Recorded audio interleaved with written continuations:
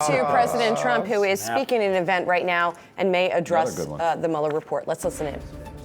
Again, this hoax, this should never happen to another president again. Thank you.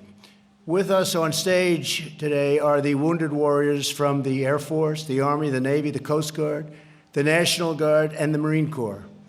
Each of you is a living testament to the outstanding determination, persistence, and patriotism that made this the greatest nation ever to exist on the face of the earth.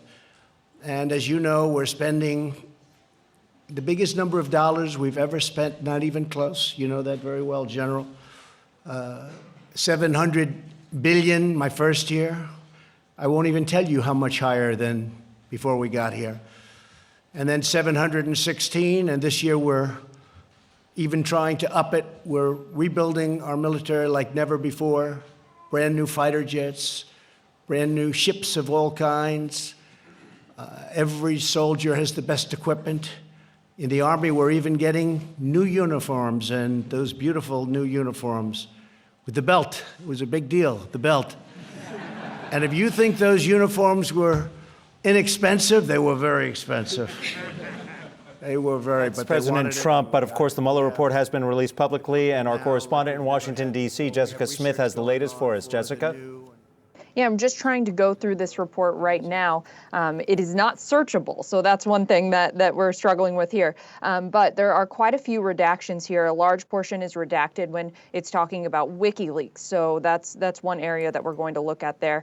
Congress is just now getting its first look at this redacted report as well. Attorney General Bill Barr said he would be giving the redacted report to members of the Judiciary Committee, the chairman, the ranking members of the Judiciary Committees at 11 o'clock. So they should be digging through this right now. And what I'm seeing from lawmakers is they're not happy with how AG Barr is handling this, that he is just defending the president here. In this press conference that he had before he released this report, he said that the special counsel found there was no collusion between the Trump campaign and the Russians. He said there was no American who conspired with the Russians to interfere with the 2016 election. He also says there is not enough evidence, no evidence to charge the president with obstruction of justice. There were, however, 10 episodes that were potentially obstruction of justice, and there was some disagreement between Attorney General Bill Barr and Deputy AG Rosenstein and Special Counsel Mueller, but ultimately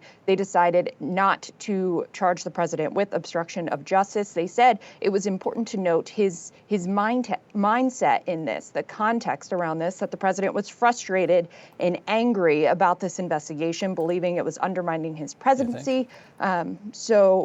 So yeah, he was just defending the president there, pointing to the special counsel's findings. But here is his overall summary of this report. Take a listen. After nearly 2 years of investigation, thousands of subpoenas, hundreds of warrants, and witness interviews, the special counsel confirmed that the Russian government sponsored efforts to illegally interfere with the 2016 presidential election, but did not find that the Trump campaign or other Americans colluded in those efforts. Now, lawmakers do want to hear from Special Counsel Mueller himself. The House Judiciary Chair is asking him to come testify before his committee sometime before May 23rd. All right, Jess, thank you very much. We're going to go to Rick Newman, who is in the newsroom, also pouring through this report. And she brought up the issue of WikiLeaks and the redactions there. I don't know if you've been able, she said it's not searchable, but I got to imagine people are trying to put in Roger Stone's name to see if it pulls anything up. What are you saying? Well, I've got it right in front of me, and it's pretty hard to talk to you guys because I really want to see what's in this report.